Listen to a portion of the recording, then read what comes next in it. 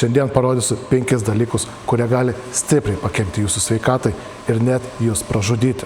Rekomenduoju žiūrėti šitą video iki galo, kadangi 5 dalykas yra pats klastingiausias.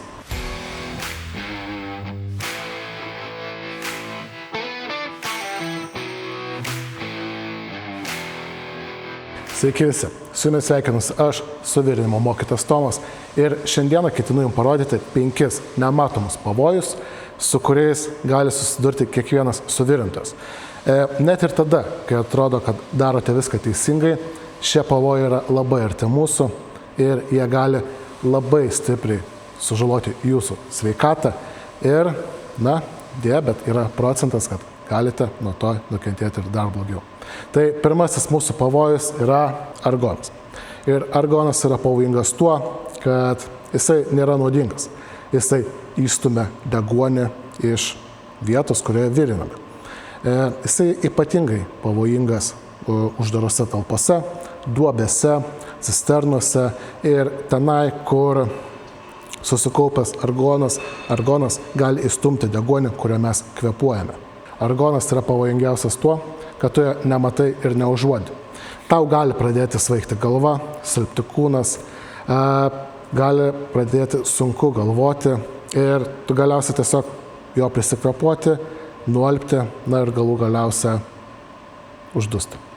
Tai toks yra argono pavojus, todėl vien to, kad atrodo viskas gerai, neužtenka. Turite įsitikinti, kad jūsų patalpa ar vieta, kurioje virinate, būtų gerai ventiliuojama, visą laiką būtų paduodamas grynas oras. Ir tai yra vienas iš tų dalykų, kurių nematote, bet tai gali jūs pražudyti. O dabar keliaukime prie antrojo mūsų pavojaus. Antrasis dalykas yra nerūdintis plienas.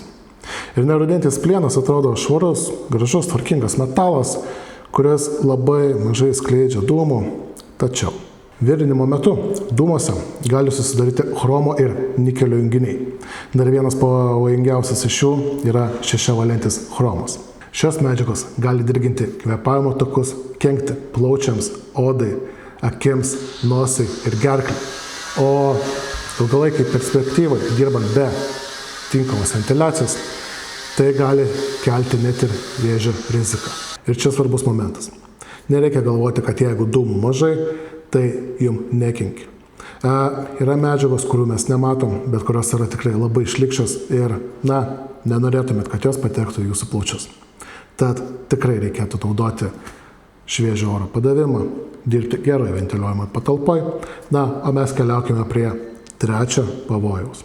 Trečiasis dalykas – gruntuoti ir dažyti paviršių. Reikia suprasti, kad suvirimo metu, virinant dažytą ar gruntuotą paviršių, jo nenusišvietus iki pliko metalo, jūs deginat ne tik metalą. Jūs deginat ir gruntą, laką, dažą, įvairias alyvas bei plastikus. Nuo to gali atsirasti nuodingi dūmai ir garai, kurie gali dirginti jūsų akis, nosį, gerklę, dirginti jūsų plaučius, gali atsirasti dusulys, svaigti galva, atsirasti pykinimas, o netgi ir apsinuodijimas. O jeigu danga yra sena arba nežinoma, tai kelia dar didesnį riziką, kadangi galite virinti švino turinčius dažus, poliuretaną ar kitas chemijas. Būtent todėl rekomenduoju, išsivalykite, nusišveiskite viską, kas yra iki metalo, kad virintumėt švarų gražų metalą. O mes keliaukime prie ketvirto mūsų pavojaus. Ketvirtas dalykas – ozonas. Ozonas pavojingas tuo, kad jis gali susidaryti mūsų suvirinimo lanke, kai mūsų suvirinimo lankas reaguoja su oru esančiu deguonį. Ir netgi tada, kai atrodo, kad viskas vyksta švariai, nėra dūmų, ozonas susidaro ir kelia mums pavojų. Dažniausiai ozonas susidaro virinant tik ir mik būdais. Ir pats ozonas gali sukelti akių, gerklės bei plaučių dirginimą, dusulį, kosulį, krūtinės spaudimą ir ilgalaikiai perspektyvai gali sukelti ir kitus didesnius plaučių bei kvėpavimo sistemos takų pažeidimus. Todėl tikrai reikėtų naudoti tokias apsisaugojimo priemonės kaip kaukės, skydeliai su šviežio oro padavimu, ir vėlgi gerai ventiliuojamos patalpos. Trumpai, ozonas nors ir nematomas, tikrai yra labai pavojingas. Na, o mes keliaukime prie paskutiniojo ir tikriausiai vieno iš pavojingiausių mūsų suvirintojų pavojų. Na ir paskutinis, tikriausiai klastingiausias mūsų pavojus yra breaklineris arba suvirimui neskirti valikliai. Kodėl galvoju, kad tai yra klastingiausias? Dėl to, nes žmogus atrodo viską padarė. Jis išveitė metalą, viskas susiruošė, įsijungęs ventiliacijas, visą kitą. Nusiriebalino paviršių, iš karto pradėjo virinti. Ir tai gali sukelti net ir labai didelį pavojų, apie kurį jums tuojaus ir papasakosiu. Tokiuose valikliuose yra chloruotų tirpiklių, kurie reaguodami su lanku ir UV spinduliuote gali skilti ir sudaryti nuodingus garus, tokius kaip fosgeną. Tokie garai gali sukelti labai rimtus plaučių pažeidimus, tinimus, kvėpavimo nepakankamumą, o blogiausiu atveju tai gali baigtis ir mirtimi. Svarbiausia tai, kad detalė gali atrodyti visiškai švari, bet ant jos likusi chemija ar aplink ją esantis garai gali tapti katastrofa. Todėl rekomenduoju naudoti tokius valiklius kaip acetoną, izopropilo alkoholį arba suvirimui skirtus nuriebalintus.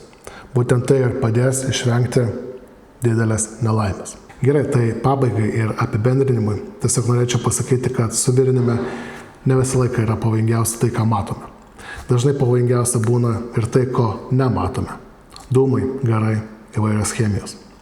Todėl tikrai rekomenduoju, naudokite saugos priemonės, įsitikinkite, kad patalpos yra gerai ventiliuojamos ir virinimo metu savęs paklauskite, ką aš dabar kvėpuoju, kur ta detalė buvo prieš tai, kaip jinai buvo apdirbta.